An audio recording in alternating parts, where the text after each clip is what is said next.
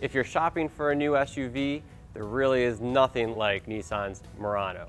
It's been redesigned for 2015 from the ground up with all new styling, which you might want to call unique.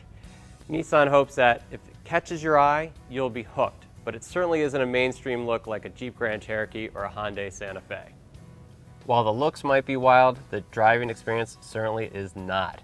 Now, one thing that hasn't changed is that engine under the hood. It's a 3.5 liter V6, 260 horsepower, and in the old Murano, it was actually quite fun to drive. But in this new Murano, which still has a CVT, it is not. It feels kind of slow for this size vehicle. The steering is also another problem. There's just too much play in the wheel no matter what speed you're driving. That means you have to turn the wheel more than you'd think to move the nose where you want it to go.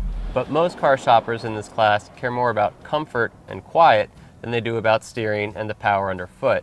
And the Nissan Murano is incredibly comfortable on the road, one of the most comfortable SUVs I've tested lately. It's also remarkably quiet too, so if you're looking for something like a Lexus, this might be a consideration. Nissan has made some nice interiors before that felt almost like a luxury car, but the Murano is another step in that direction, and in this top Platinum trim level, it might also make you forget about that Lexus. At nearly $40,000, the Platinum has almost every gadget you could ask for and wraps the seats in really nice leather, so it definitely feels like a luxury car.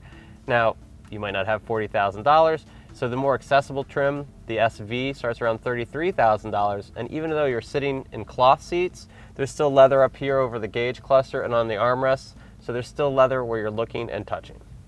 The technology is impressive for two reasons. One, there's just a lot of it, and two, it's really easy to use. Now, Nissan should just win an award for this center console alone. Now, in the industry, they're throwing everything at this real estate in the car, capacitive touch, touch screens, what have you.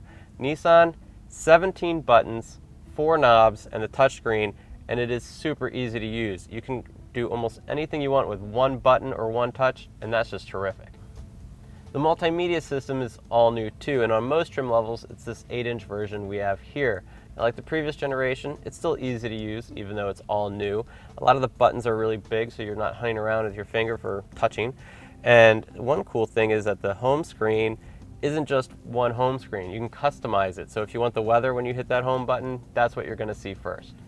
So with all this technology know-how, some things still surprise me when I get into a new car. Namely, how they lay out where you're supposed to put your darn smartphone.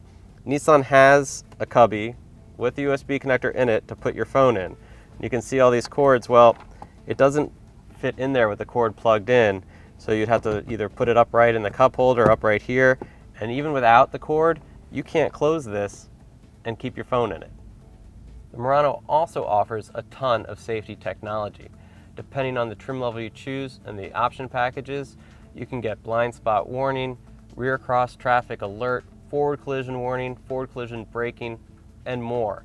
Now, one of my favorite features is the around view monitor. I have a very narrow side driveway on my house, and if you use this thing, you can see exactly where the car is from a bird's eye view because there's cameras all around the car. Nissan is really selling this car on just how connected it is.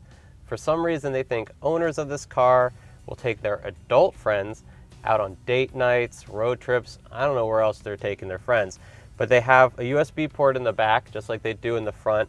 They have a tray here that can fit a couple of smartphones, and anything you plug into this USB port can be played in the front.